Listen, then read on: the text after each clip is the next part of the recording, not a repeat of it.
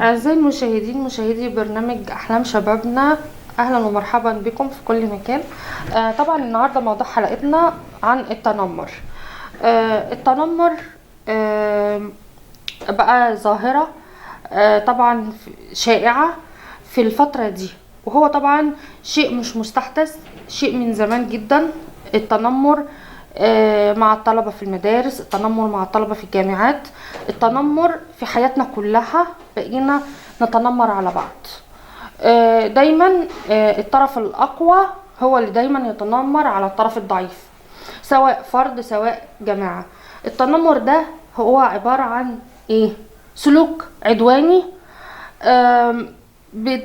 مجموعة او فئة من الشباب دايما يحبوا يتنمروا على بعض. ازاي؟ بمعنى ايه؟ بمعنى واحد مثلا في الجامعة زميل من نفس من زميله، ايه فيتنمر عليه، يتريق عليه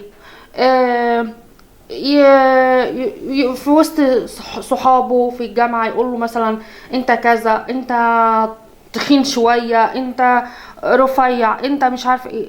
الكلام السخيف اللي هو بنسمعه دايما وبنردده، او بعض الشباب بيحب يردده. طبعا التنمر ده بيبقى له تأثير كبير جدا نفسي على الشباب وبعض سواء طبعا من ناحيه مش الشباب وبس، كمان في المدارس، ولكن هي الاغلبيه العظمى بتكون مع الطلبه في المدارس، دي الاغلبيه العظمى.